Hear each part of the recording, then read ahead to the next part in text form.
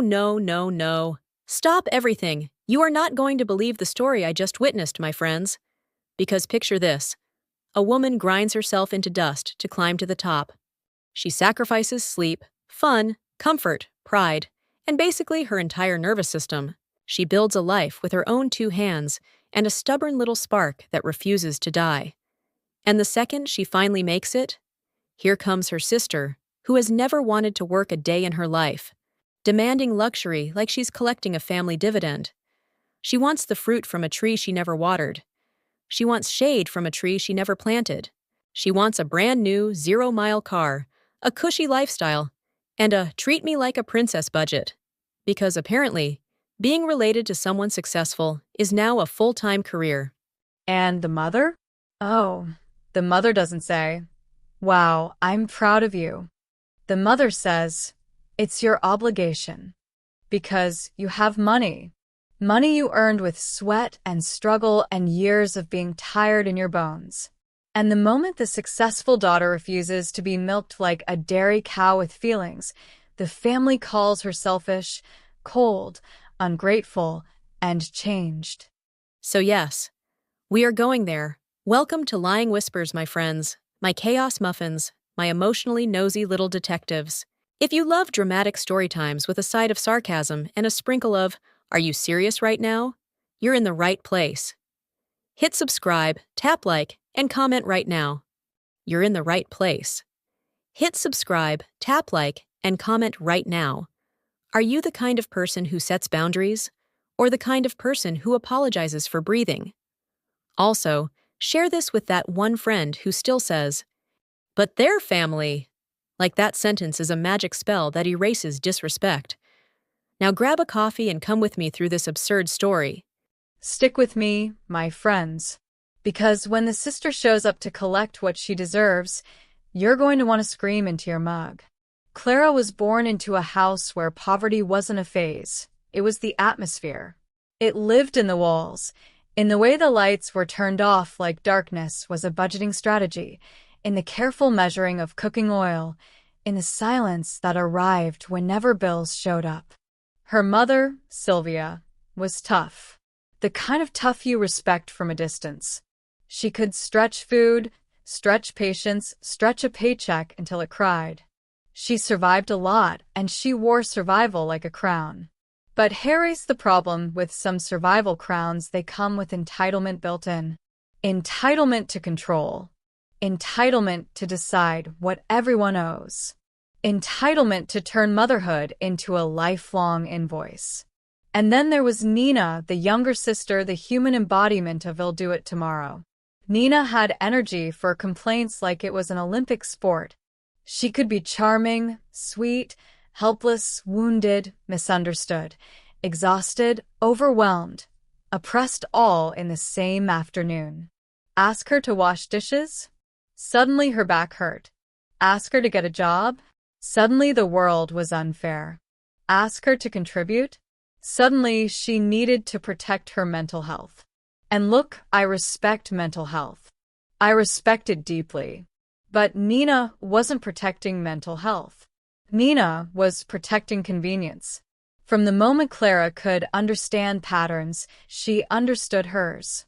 Clara was the responsible one. Clara was the one with sense. Clara was the one who can handle it. Which is family code for Clara, will carry what everyone else drops. Clara studied with borrowed notebooks, chewed pencils, and the kind of determination that comes from fear. Not the cute, "I want a better future" fear. The real fear. The fear of staying trapped. Meanwhile, Nina perfected helplessness. If Nina cried, the house revolved around her. If Clara cried, she got told to stop being dramatic. If Nina failed, she got comfort. If Clara struggled, she got lectures. Sylvia had two favorite lines. The first was, "Life is hard, deal with it." That one was always for Clara. The second was, "Family comes first." That one was always for everyone else. When Clara said she wanted to move away to study, it wasn't a dream. It was an escape plan. She wanted out. She wanted air. She wanted to live a life where her identity wasn't the helper. Sylvia reacted like Clara had announced she was abandoning the family in the woods. There were tears, guilt, dramatic sighs, and the classic emotional hook fine. Go. But don't forget us. Nina pouted and said Clara was going to act important. Nina said city life would change her. Nina said Clara thought she was better. And honestly, Good. Clara needed to change. She needed to become someone who could hear guilt without obeying it. Clara left with a backpack, a cheap bag of clothes, and a throat tight with the kind of emotion you swallow because if you let it out, you might not go. The city didn't welcome her. The city didn't care. And weirdly, that was freeing. She rented a tiny room with a shy window and a thin mattress that punished her spine. She worked whatever job she could. She smiled on her feet all day and studied with burning eyes at night. She ate cheap, slept little, and kept going anyway. Because when nobody's coming to save you, you either become your own rescue or you drown. And guess who called? Sylvia called, not always to ask how Clara was doing, but to ask what Clara could do. Are you okay? Was often followed by, can you send something? And your sister needs became a recurring theme, like a chorus nobody asked for. Nina called too. And Nina's calls were always an emergency that somehow required money. Nina needed a phone. Nina needed clothes. Nina needed rent. Nina needed help just this once. Nina needed a break. Nina needed. Clara sent what she could. And when she couldn't, she sent anyway. Because guilt is a powerful leash when you've been trained to wear it. Years pass like that. Clara building. Nina consuming. Sylvia refereeing. Always in Nina's favor. Always making Clara feel like love meant sacrifice. Clara studied business, then finance, then marketing. She stacked certificates like armor. She learned how to sell, how to negotiate, how to keep her voice steady in rooms full of people who had never tasted her kind of fear. She started taking small clients on the side, helping small businesses organize budgets, fix inventory, improve sales. She was good, not because she was lucky, because she was relentless. One client recommended another, then another, then another. And suddenly Clara had something dangerous momentum. She registered her business. She rented a tiny office. She hired one assistant, then another. She built systems. She built relationships.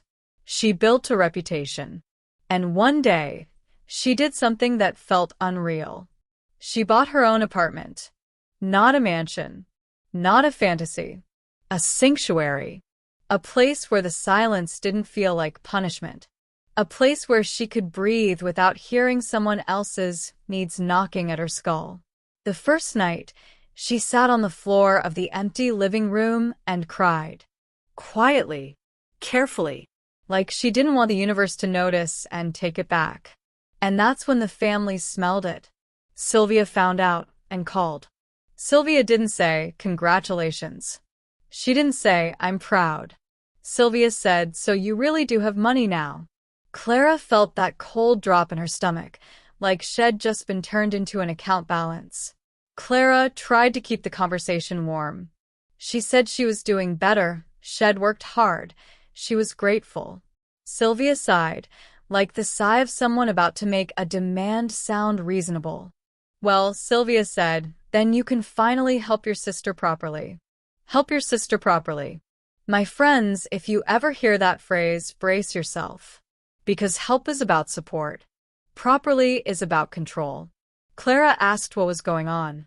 Sylvia said it like it was the most natural request in the world. Nina needs a car. A car. Not a used one. Not a cheap one. Sylvia emphasized the real point, brand new. 0 miles. Shiny. Status. Clara laughed, but it wasn't humor. It was disbelief trying to exit her body. Why? Clara asked. Sylvia said Nina was looking for a job and needed mobility. And listen, if Nina had said, I found work, I need help with transport until my first paycheck, that's one thing. That's real life. That's a bridge. But this was not a bridge. This was a throne. Clara asked if Nina had saved anything. Sylvia acted offended, like Clara had committed a moral crime. How would she save if she doesn't have anything? Clara asked if Nina could buy a used car or take public transport while she got started. Sylvia went silent in that way. That isn't thoughtfulness. It's weapon loading. Then Sylvia said, You don't understand. Oh, Clara understood. She understood perfectly. She just wasn't obeying anymore. And right on cue, Nina joined the call like she'd been summoned by the word car. Clara, Nina said sweetly, Don't be like that. You know I deserve something nice too. Deserve. That word in Nina's mouth sounded like a joke told by someone who hates punchlines. Clara asked, plain and sharp, What have you done to deserve a brand new car? Nina got offended. Sylvia got offended. Because logic, my friends, is rude in a household built on manipulation. Sylvia raised her voice. She said Clara was selfish. She said Clara had changed. She said city life had made Clara cold. She said Clara was forgetting her roots. Roots. That word again. Roots is what people say when they want to keep you underground. Then Sylvia delivered the golden line, the manipulator's anthem. It's your obligation. You have money. Clara's face went hot. Not with shame. With rage. Because that money didn't fall from the sky. Clara didn't inherit it. Clara didn't win it. Clara built it with exhaustion, fear, and grit. Clara paid for every bit of her success and hours of her life she would never get back.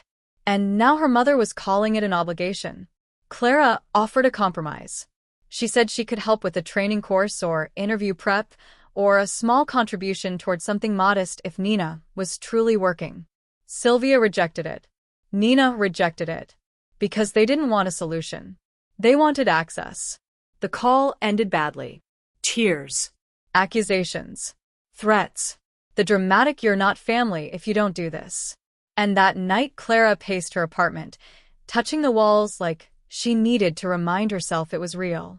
For the first time, her success tasted bitter. Not because she regretted it.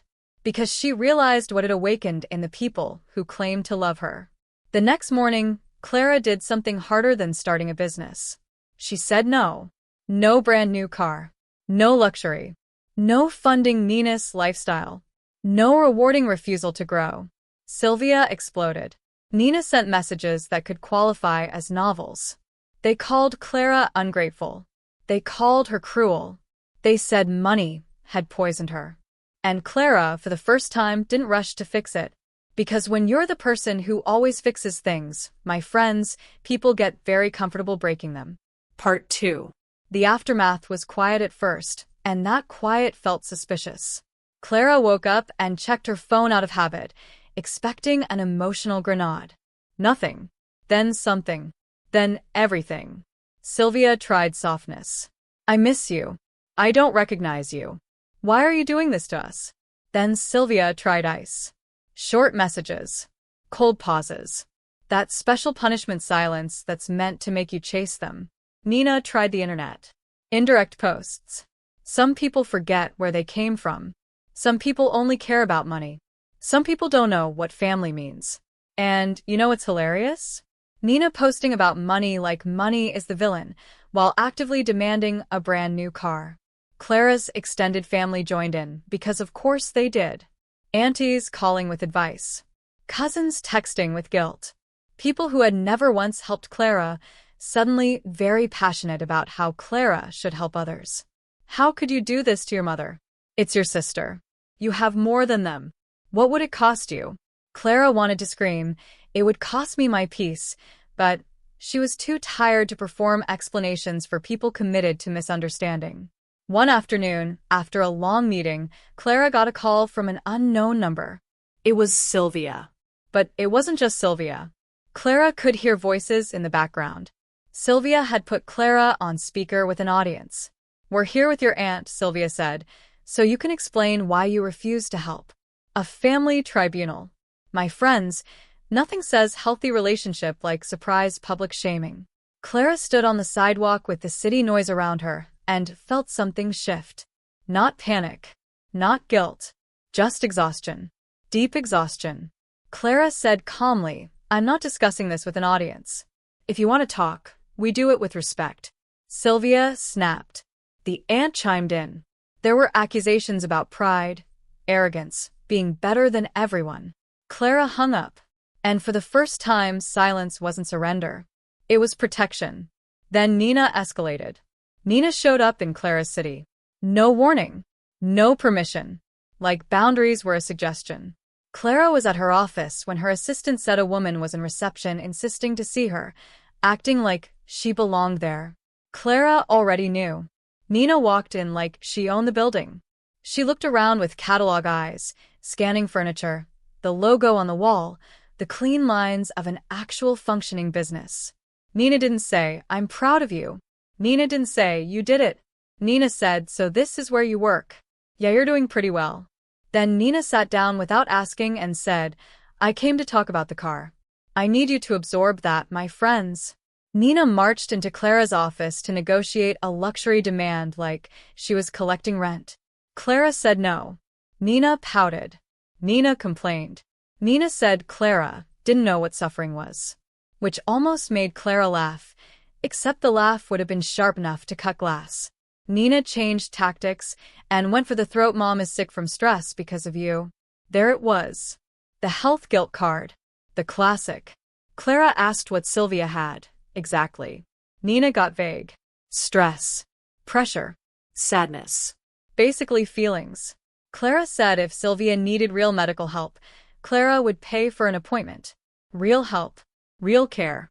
But Clara still wasn't buying a car. Nina slammed a hand lightly on the desk, theatrical. So, you don't care about family. Clara stared at her, steady. I care about family when family treats me like a person, not a resource. Nina stood up, offended. She started walking around the office, looking at things, touching a shelf decoration like she was browsing a store. Clara felt invaded. Like Nina wasn't just demanding money, she was marking territory.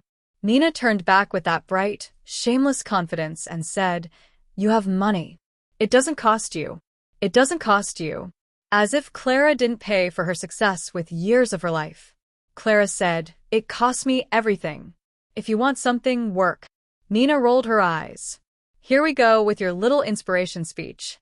And my friends, when someone mocks your effort, they're not critiquing you. They're defending their excuses. Nina left angry, promising this wasn't over. That evening, Sylvia texted Clara Nina, says you treated her horribly. Clara stared at the message like it was written in poison. Nina provokes. Nina demands. Nina threatens. And Sylvia scolds Clara for reacting. Clara tried to explain the facts. Sylvia sent a long voice message full of crying and blame. Sylvia said Clara was breaking the family.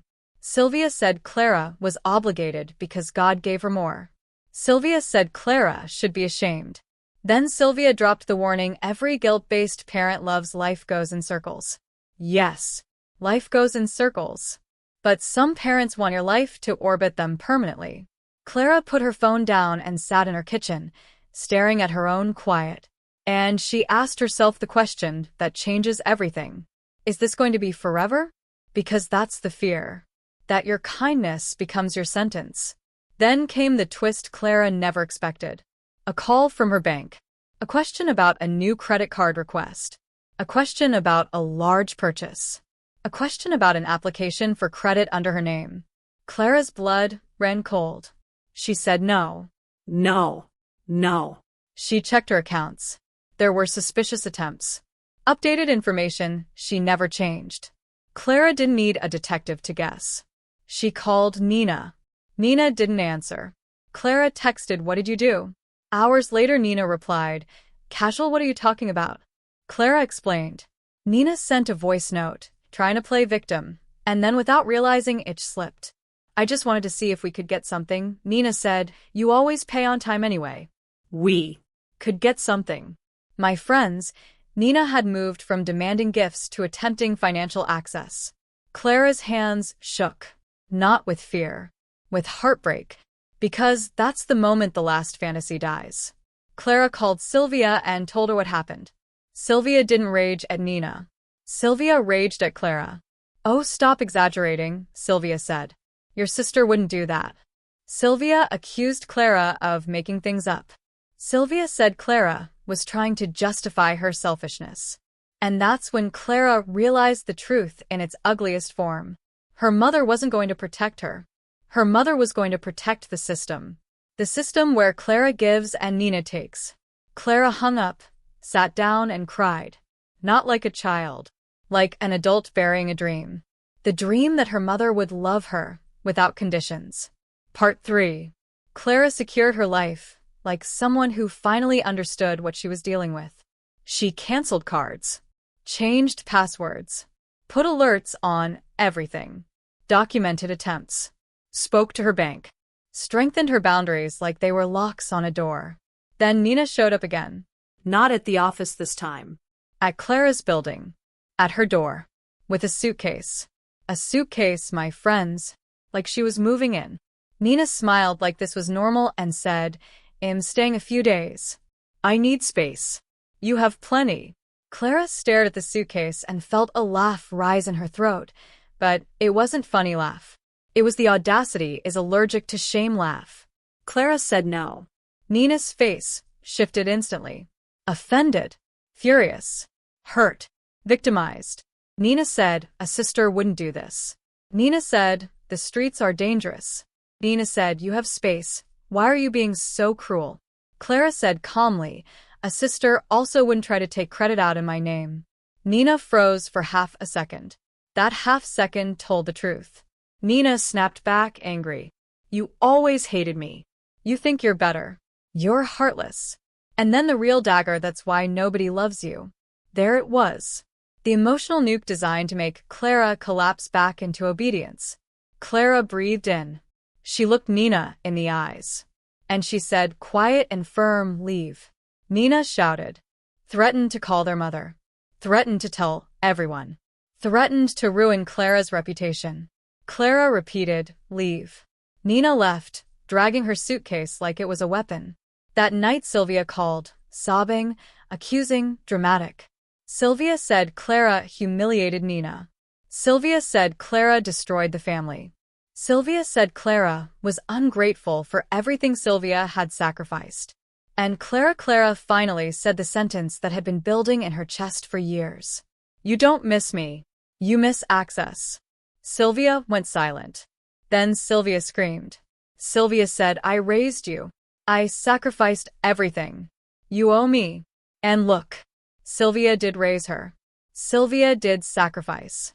But sacrificing for your child doesn't give you the right to sell them later. Clara said, "I'm grateful for what you did. But my life is not payment. My money is not yours. My peace is not negotiable." Sylvia delivered the final ultimatum, that dramatic family classic. "Then you're not my daughter anymore." Clara swallowed. Her throat burned. And she replied, "If being your daughter means letting you use me, then you're right." She hung up. The first few days after that were strange. Clara would wake up and feel the absence like a bruise. Her body expected the chaos. The phone expected to ring. Her guilt expected to win. Because when you've lived in emotional storms for years, calm feels like a trap. But slowly, the calm started to feel like something else. Freedom. Clara went to therapy. Not because she was weak, but because she was brave enough to face the truth. The therapist listened and said something simple that cracked Clara open. "You were trained to be useful, not to be happy." Clara cried. Not from insult. From recognition. She remembered being a child and feeling like she had to earn love through performance. She remembered being praised when she sacrificed and scolded when she needed. She remembered watching Nina be protected while she was expected to endure. Clara began to rest without apology. She watched a movie without thinking she should be doing something for someone else. She cooked dinner without feeling guilty that she wasn't sending money. She bought a nice lamp for her apartment and didn't punish herself for it. And meanwhile, Nina kept trying. Nina tried sweetness, I miss you. Nina tried remorse, I'm sorry if I went too far. Nina tried love, we're sisters. And every message eventually circled back to the same thing. So, can you help me with? Then Nina tried fear. I'll tell everyone what you did. Then Nina tried illness. I'm not well. Then Nina tried threats. You'll regret this. Clara stopped reacting. And when you stop reacting, manipulators get bored. Clara's extended family slowly quieted down too. Not because they understood, but because they couldn't get a show anymore. Clara's business grew. She hired more staff, opened another office, signed contracts she once would have been too intimidated to even read. She helped people, yes. But she helped intentionally, not out of guilt, not out of obligation. She learned the difference between generosity and self-erasure. Months later, Sylvia sent a message, I miss you. Clara stared at it for a long time. Part of her wanted to respond like the old Clara, the trained Clara, the Clara who ran toward guilt with open arms. But this Clara asked a different question. Is this love, or is this a fishing line? Clara replied politely, I hope you're okay. Sylvia answered, and of course, the hook came right after your sister is struggling. There it was again. Not I want to know you. Not I'm proud of you. Not I'm sorry. Just your sister needs. Clara replied, I'm sorry to hear that. My boundaries remain. Sylvia got angry again. Nina got angry again. The same script tried to restart. But Clara was no longer auditioning. One day Nina texted, I got a job. Clara paused. A small, hopeful part of her wanted to celebrate. Clara replied, that's good. I'm glad. Nina answered, so, now help me with the car. I needed to get there. My friends. Do you see it? Even when Nina supposedly took a step forward, she still tried to make Clara carry her. Clara replied, public transport exists. Saving exists. Used cars exist. I'm not buying you a car. Nina exploded. Nina accused. Nina threatened. Nina even said, Mom says she'll curse you if you don't help. A curse. We have reached supernatural manipulation, everybody. Love that for them. Clara didn't argue. She didn't beg. She didn't explain. She said, I'm done. And she blocked Nina. Yes. Blocked. And that block button, my friends, is sometimes the most peaceful prayer you'll ever say. Years passed. Clara built a life that didn't revolve around managing someone else's emotions.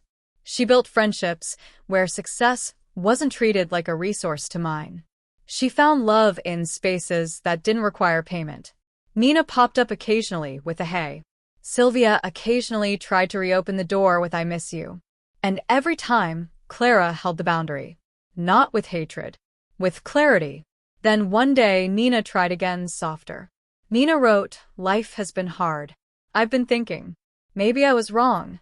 Clara read it with a cautious heart. Because anyone who has been hurt by family knows this feeling, wanting to believe in change, but fearing the cost of believing.